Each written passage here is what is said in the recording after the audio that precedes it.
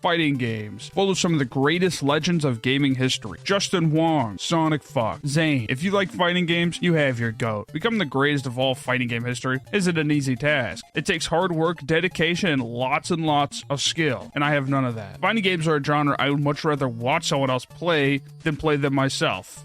They have a word for that. But that's besides the point. I have tried many a time to sink my teeth in, with a catchphrase I'm sure many have uttered before. This time, I'm really gonna try and grind out ranked and get good.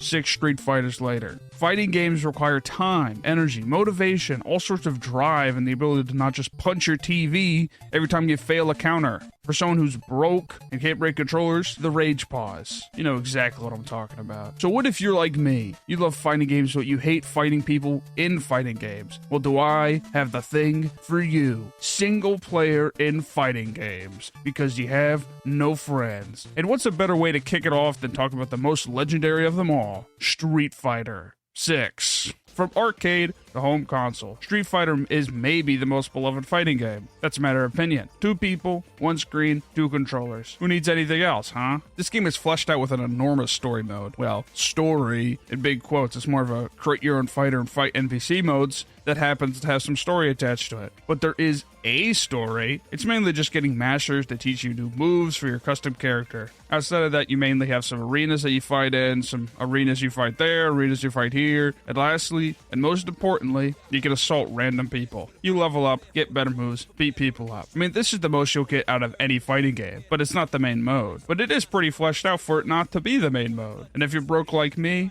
you can unlock classic outfits for your character here too. But what's the point? Street Fighter lore. I mean, this thing is nearly 10 hours or so to complete, not including the side content. Other than that, it's attached to a battle hub, which you fight other players. Yeah, that's what you usually do. Now, most fighting games have one specific mode, which is the closest you get to a story, not a 10-hour mode with customizable characters. The arcade mode is genuinely where you're going to spend most of your time getting the story of the game. In older arcade fighters, you got the characters and outfits here. So what do you get in the present? The same, just not the outfits or the characters. You get some good art, some cutscenes, and some classic arcade modes like the truck beat up and the final boss, JP. That's not the one it used to be. You'd expect this kind of thing in most fighting games, but the main attraction of all fighting games is the rank. Even if I mainly am talking about single player, avoiding it at least once would be a sin. Almost as big as a sin as leaving without a rematch or two. This is one of those big social rules. Once you're in, you're in. 1 rematch, 2, 3, and maybe you can leave with a little bit of respect. But leaving after 1 go, especially after a win, childish. So, instead, you get beat up by someone who's significantly better than you. The thing is about online in fighting games, somehow your opponent is always better at something besides for one specific thing, such as spamming the throw over and over again. It's all about the back and forth. Your opponent does this, you counter with that. They counter with that. It's deep. It's complex. And all skill in fighting games comes down to one simple factor. Time, of course. Time fighting, time training, time doing combos, time learning. Time.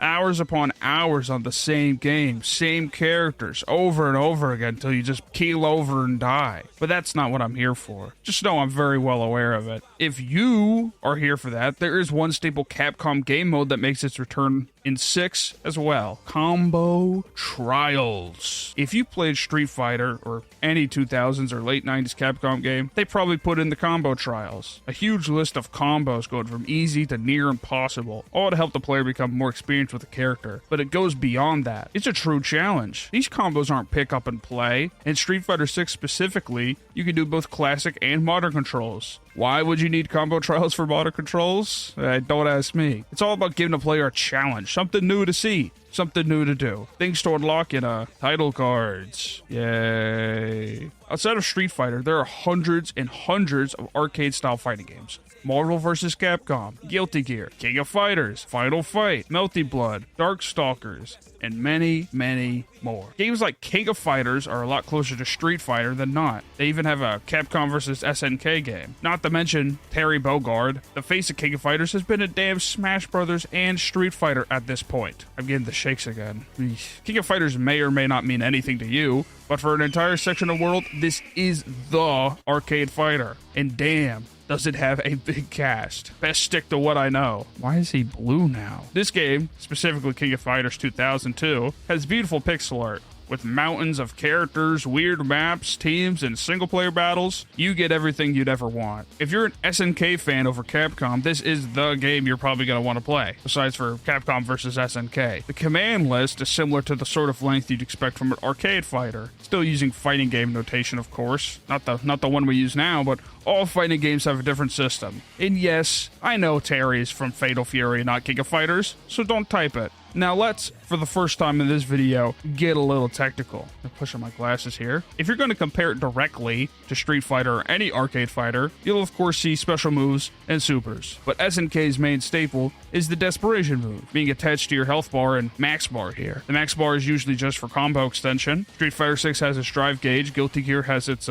Roman cancel gauge. Every game that is an arcade fighter is going to have it, most likely. This is where you get into the deeper side of it all. And honestly, the resources on learning the technical side are so in depth for any single fighting game you can think of, specifically through this beautiful, glorious website, Super Combo. Every character, their glitches, their frames, their combos, and when to use them, using the max bar, using the Roman cancel. It has it all, from new to old. Not an ad, by the way. But this is for the pros. Would you ever need this fighting CPUs? Barely. And thank God, because I just have no idea what any of this means. I mean, just for King of Fighters 2002 alone, just look at how long this list of information is. For someone, this is their Bible. Team battles are non-tag team, but you get 3 party members against 3 enemies. Shared health bars, one-on-one, no tag-ins, no tag-outs. Single player is obvious. It's you and the opponent. So you'd be asking, besides for just improving at the game, what else do I have to do? Challenge mode. Beat as many as you can on the same health bar. Team, singles, and time attack, and well, that's it. Well, what about the older King of Fighters?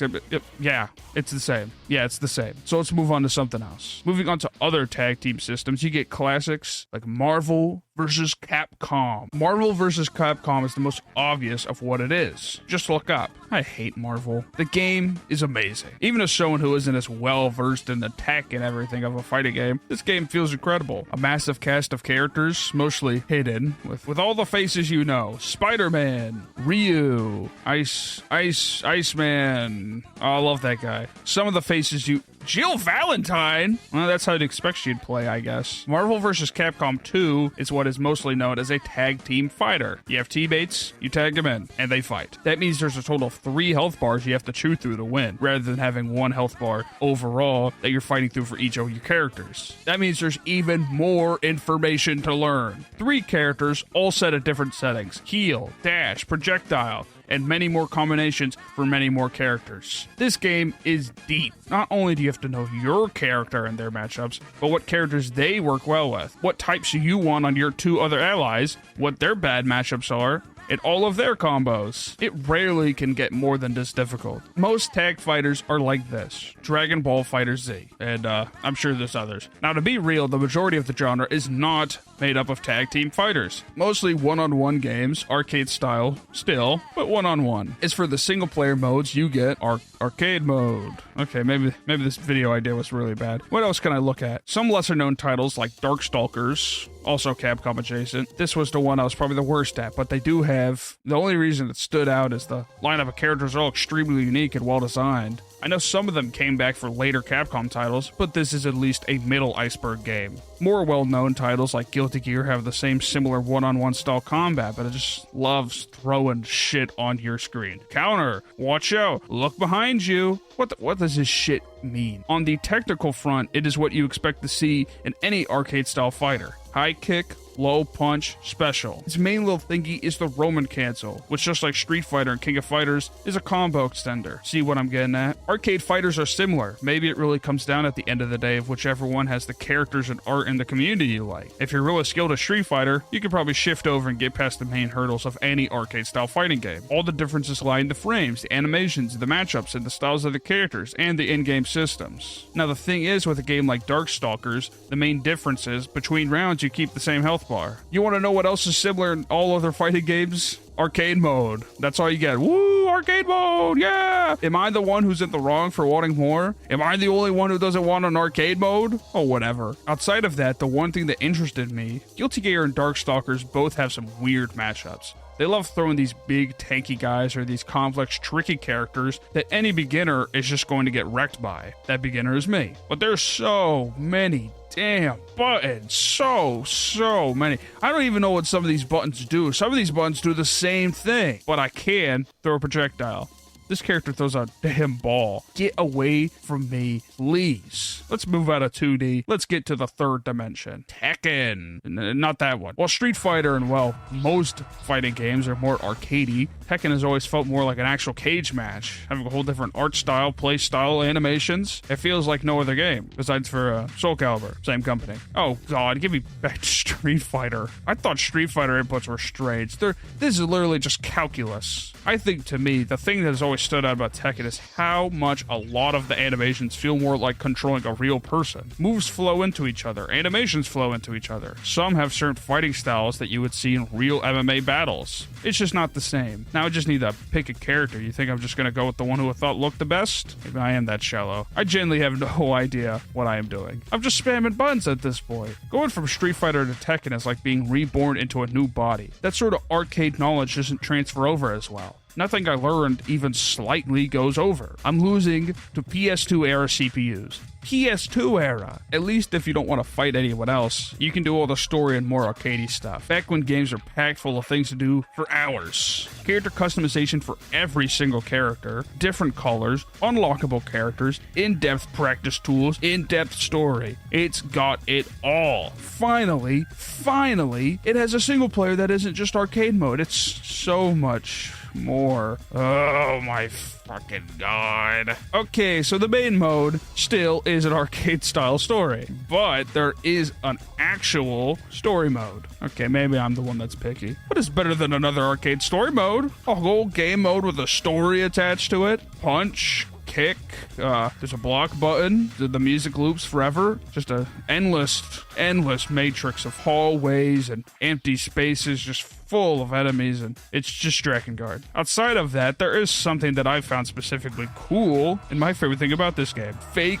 CPU ranked. You can battle CPUs until you get a fake high rank, which also helps you get costumes. Look, Mom, I'm blue. Then you get to the actual important side of the game. When you do eventually get past the spamming buttons phase and decide to mature a little, good luck. The combo page goes on forever. 72? 72? How could anyone remember 72 inputs? It's only the surface level. Now you have to actually apply these in battle. What works to open with? When should I use it? What combines with it? What does the most damage? What's the hardest to counter? What has the best frames? What character does it well? What character can easily counter it? That's with all of these, but this many? This is a book! It only gets worse when you think harder. To be the top upper echelon, you have to know these for every single character. How to counter them, when they'd be used against you. I'm going crazy just thinking about it. I need something that really hits my brain. I'm getting over this. And moving 2 steps over to the right, Soul Calibur. Also a Namco game. Now this is where it's at, people. If Tekken feels similar to MMA, Soul Calibur is like dueling with actual swords. And very edgy Adventure Quest style armor. Short combo list, an actual block button, and this guy right here.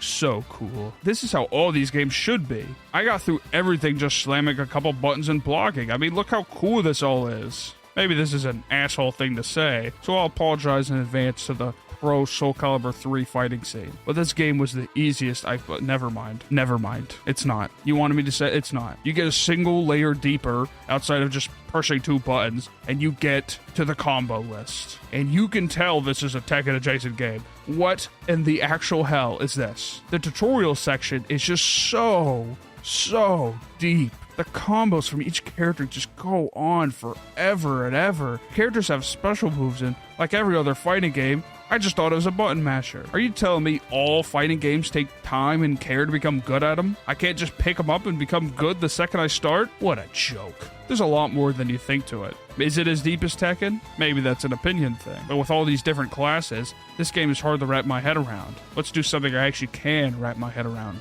Single player. This game has a boatload of it, all with a quirky little name. The main game mode is a character-by-character arcade-like story. Now, before you sigh and groan, this arcade mode has a unique path for every character, having NPCs that are like foot soldiers and generals alongside the normal characters you'd find on the roster. Not only that, it has long paragraphs of story, and in some sections, you can even choose where you want to go. Sick, huh? Maybe this could be considered a roguelike, huh?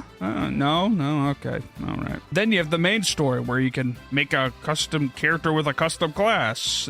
I didn't know I was playing Baldur's Gate. Oh my god, it is Baldur's Gate. Really? This is the story mode? Oh, you had me for a second. Yeah, well, the movement is mainly this. The actual combat is actual combat. Well, sometimes. You level your hero, take towers in a very StarCraft fashion, and sometimes you fight enemies like this too. If its enemy actually has a class in the game, you'll fight them normally. Is it worth the long-ass loading screen for how quick the pedals are? No, not really. But look, I'm Mario. Looks nothing like him. I'm a fucking joke. Is it the greatest thing ever? No, not really. But compared to shitty arcade mode with nothing in it, it's like the Inland Empire of video games. Outside of those two unique modes, you get the standards. Tournament mode with fake online players and fake online ranks, just like Tekken. A very deep bag tutorial, a preset battle mode with challenges, and most importantly, a shop where you can customize your character. If you even want to get more down in it, you can get a little bit more 3D. Naruto! I never watched it, but I love this game. There's barely any inputs or long trees of combos to remember, and it's got Naruto in it. Massive list of characters, full-fledged story, costumes. If you're lonely like me, you got plenty. Even if you don't give a damn about anime or just Naruto at all, just like me. Oh yeah! A lot of anime games are in this style. Dragon Ball Budokai Tenkaichi comes to my mind very fast, but it does have a good amount of inputs, and has always felt a little bit more technical than his estranged younger cousin that people like less, Naruto. Everyone can get behind Dragon Ball. These games are my childhood, fleshed out with content for hours and hours, a huge list of characters, different outfits, new maps, a story mode, Goku early, Goku mid, Goku late, Goku end, Kid Goku, Monkey Goku. It's got all the Goku you'd ever need. You get multiple tournament runs, you get challenge levels, and with the story alone, you get hours and hours of content. Every saga of the original Dragon Ball story, starting at Z,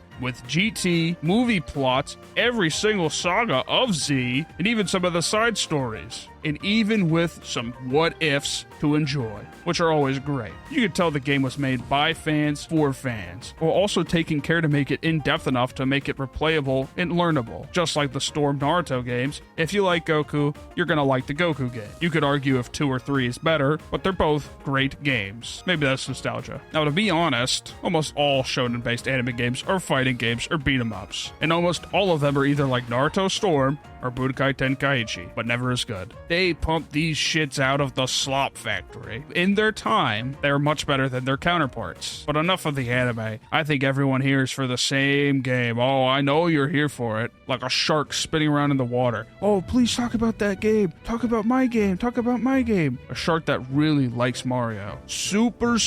Mortal Kombat.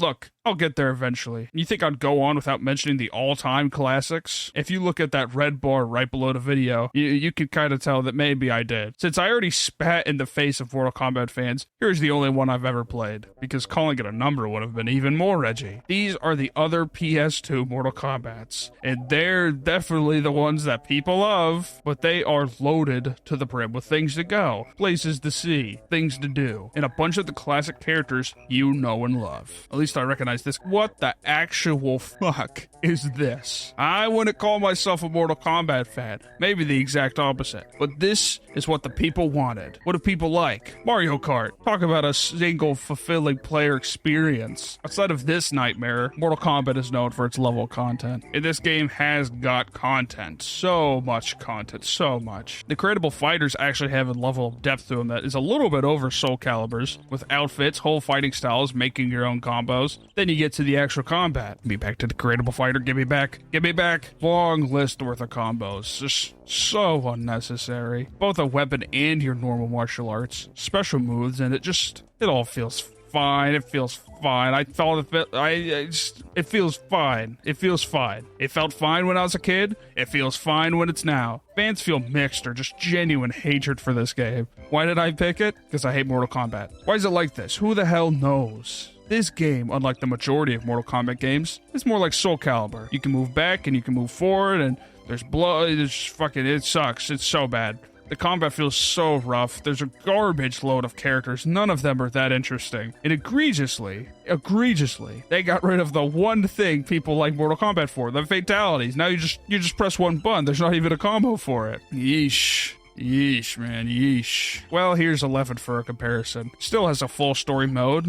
Is it just a shitty crypt thing with some random fucking guy I've never heard of? Do fans like this one? Who the hell knows, but it's got Arnold in it. And for me specifically, Spawn. Short and sweet. 11's 2D, the controls feel better. There's a lot more combat. It's a modern game, so you got those sweet microtransactions. Costumes, characters that you can't unlock without paying for them. Non-Mortal Kombat characters everywhere. It's been Fortnite-ified. But this was the fate it was gonna get. I mean, look at Armageddon. It was already going down. I'm getting too negative. This whole thing has been sunshine and rainbows. Let's move on to something better. And finally, another non-Japanese or Asian fighting game in general. Absolute classic. The ultimate fighting game that you can argue is maybe one of the first to be story first. Custom characters, outfits, fighting styles. Henry Rollins. This is what I've been waiting for the entire time. This is what I mean, the classic experience. Enough content for hours and hours all by yourself, even as a fighting game. I mean, you can even talk to Ludacris on your T-Mobile branded phone. Hi, Ludi. I mean, look at this. It's all you'd ever need. No long strings of combos that are impossible to remember. No notations that I'll never remember. It's only 3 buttons at best. And you don't even have to worry about negating air attacks or countering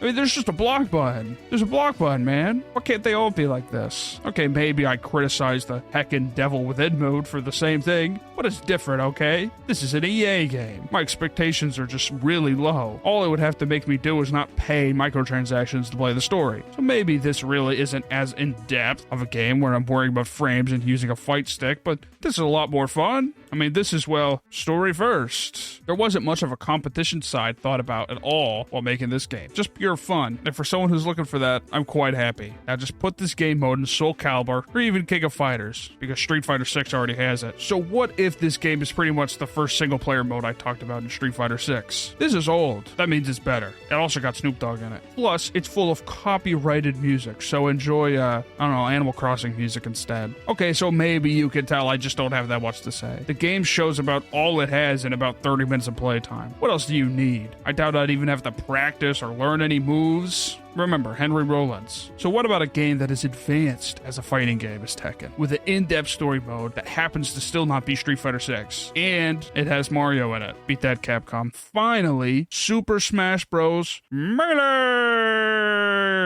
Why Melee? Just nostalgia. If you want to talk about a fighting game, no, it's not a party game, don't call it that. With a lot of content, Smash Brothers is the place to be. It's got something for the casual. It's got something for the hardcore butt chugger. This game is technical as hell. Was it intentional? We'll never know. There's so much to this game to wrap your head around that you'll just give yourself a concussion trying. From a beginner's standpoint, almost all platform fighters carry some sort of short hopping and high hopping system, which means they all have a fast falling. Why do they do it? Because of this game. Most of your combat is going to be about jumping and falling, and you gotta do it fast too, since you're relying on hitstone windows for most of your combos. Is short hopping and fast falling the hardest thing in the world? No, but it's definitely a hurdle for a beginner. And also try doing it while doing everything else. Wave dashing, which is another fighting game, but this is the first game that comes to mind when you think about it. Dash dancing, mostly all movement. This all goes with the fact that you have 3 buttons to attack, with all of them having 5 or 4 different attacks on them that you have to use in certain situations in certain directions. Jeez. Hey, if you designed the greatest controller ever made, I'd do it too. Thank you, GameCube controller. So let's cut the technical mumbo jumbo and get to the fun stuff. The single player, 2 main modes, an arcade mode where you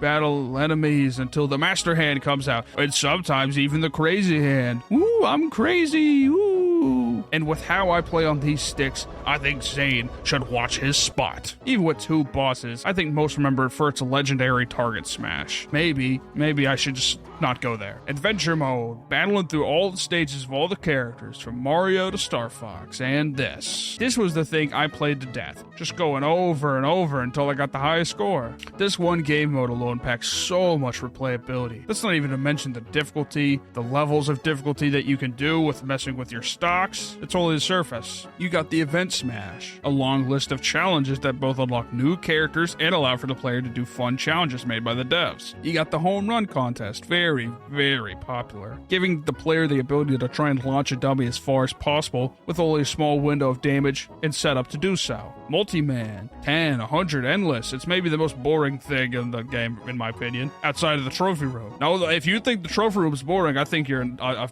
pure dumbass. This is where the game is. This trophy room is where the game is. Never disrespect the trophy room. Aside of all the fun stuff, you of course have your training facility. I don't know why I'm advertising it like a college sports team. And lastly, all these characters to unlock. Some unlocks are simple, just play the game. Others are hidden and what can only be described as grinding, as most fighting games are, or just challenges. Now, 1 point for Tekken and Street Fighter, there is a story. There isn't a story mode in this game. But who needs it all when you got this? Well, apparently Smash does. Hope your Nintendo fans are happy, you damn greedy bastards. You get 2 Smash games, while Capcom only gets 4. Super Smash Bros. Brawl. How do you follow up a game as technical as Melee? Let me know if you find the answer, but at least it has a story mode. I don't know Sakurai personally, but there is a chance Def Jam Fight for NYC inspired him to make this game with a story. How about that, game theorist? This game is packed with aura. No matter how you feel about it, it matches that late 2000s, early 2010s level of edginess or sharp realism that everything was going for. Melee and 64, a bit more cartoony. You see every fighting game do this eventually too. Does it benefit the shitty movement? No, not at all, but let's try to be positive. Now, before I touch the story mode topic, let's dabble in some other modes. You have the big basic brawl mode. You hope they'd include it. We got the arcade mode, still has the target smash, but this time they include the single most unfair thing in the world. Yeah, whatever. Speaking of adding unfair things, they crafted a fighting game character so unbelievably overpowered it makes me look like Sonic Fox without trying. Look at this shit. Meta Knight's moveset is ridiculous. Add that to the fact that they made World 1 of Mario look like Breaking Bad. They still kept every other game mode from Melee. Events, target smash, and home run. Alright, let's finally talk about the big looming shadow overhead. Subspace Emissary, a full-fledged story mode with fully animated cutscenes, boss fights, its own enemy types, exploration, and not only is it long with all the cutscenes and gameplay, it's 8 hours. I mean, this could be its own game. It has all this side content too, if only it had Melee's combat. I digress. This is the logical next step of what adventure mode for Melee was gonna be. No matter how you feel about some of the decisions made with this game, cough cough, tripping, this is still a phenomenal game with solo content and is the apex of the series for it. I just want to pretend you had a coma after this game. So what did I learn from all this? Well, to start, most fighting games don't really have much for the solo player. Majority provide an arcade mode of some kind, which is really just there to unlock characters and get a bit of story. But why would they? The majority of players just purchasing aren't going to play the entirety of Sleeping Dogs with a fighting game attached to it. They're made with the fighting game aspect first, because that alone takes hours and hours of time to perfect and develop. So many times, so many things to think about. Button layout, the animations, the characters, the hitboxes, the whole system of the game. If most people are playing to fight with their friends or just fight CPUs for the love of the game, who else would need a Subspace Emissary or a Devil Within mode? On the other hand, if I'm buying a game, I want my damn's money worth. Street Fighter 6, including a whole story mode with a customizable character, multiple different locations, and side quests, almost like an RPG, is still being attached to such an in-depth fighting game system, it's only going to be a positive. For me, it rings back to the old style of game, the nostalgia, where online was still a new thing. While some other fighting games, hell, the majority, only really packed a few challenge modes like combo trials, games like Tekken packed so much more. Devil Within wasn't necessary. This fake online ranked mode was also not necessary. And sure, isn't as polished as the main game, but why the hell not? People play Tekken for the story, I think, not just the fighting. Mortal Kombat is the exact same way. There's a massive group of people there just to see the story, no matter how many times they've retconned or changed it. But with without it, you did get a whole combat system, whole load of characters to play around with, and a shitty kart racer. These additions never really take anything away from a game, which is why it makes it such a unique medium to begin with. It's never expected, just a welcome surprise. Then you get story-first fighting games like Def Jam 5 or NY, I kept calling it NYC, with its extremely fleshed out world that really brings nostalgia for those beat-em-up style fighters, which are nowhere near as complex as Tekken or Street Fighter, but make up for it in a variety of ways. Then of course you get games that balance both perfectly in any direction.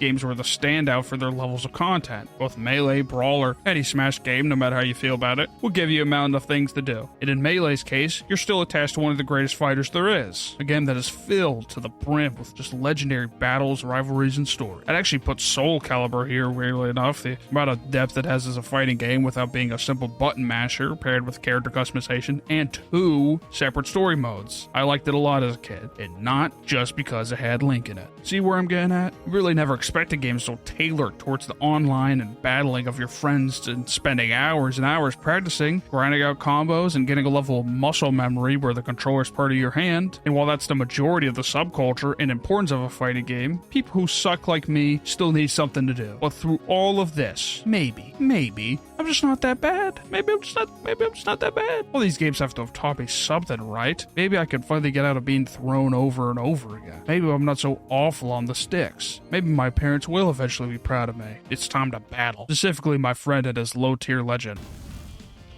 I still suck.